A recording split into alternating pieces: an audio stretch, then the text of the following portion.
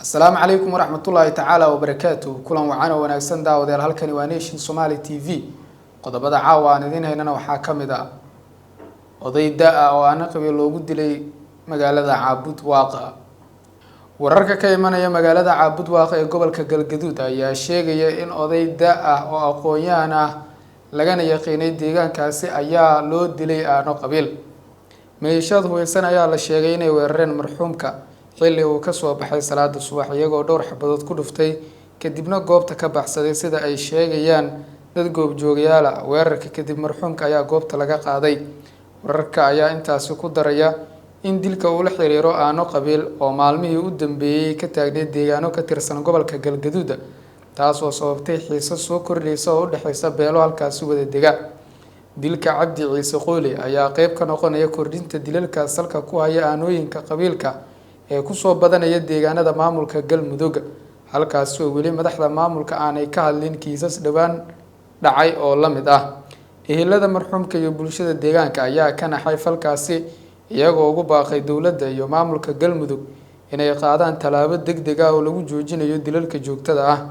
wararka ka imanaya Caabud Waaqa ayaa sheegaya in ciidamada ammaanka ay bilaabeen baaritaan balse weli lama soo sheegin cid loo qabtay falkaasi.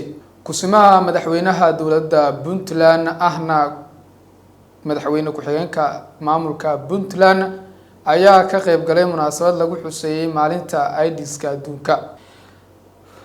ujeedada maalinkan xusitaankiisa waa wacyigelin bulsho si looga hortago cudurka iyo fariimo la wadaagayo dadka la nool cudurka HIV/AIDS.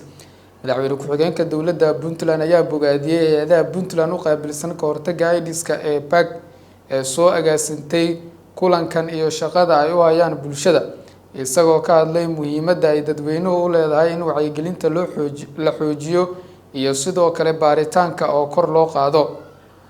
wararka caalamka nooga imanaya ee warbaahinta Nation Somali TV waxaa kamid ah toogasho ka dhacday Mareykanka oo lagu dilay dad caruur ay u badan yihiin. ugu yaraan 4 qof oo ay ku jiraan 3 caruur ayaa lagu toogtay laguna dilay xaflad qoys oo ka dhacaysay California sida ay sheegeen mas'uuliyiinta Mareykanka. dadka la dilay waxay daadoodu ahayd 8, 9, 14 ilaa 21 jir sida mas'uuliyiintu sheegeen. axadii 11 kale ayaa u dhaawacmay dhacdada ka dhacday maqaayad ku taala magaalada Stockholm ee waqooyiga gobolka. eedeysanaha weli lama qaban.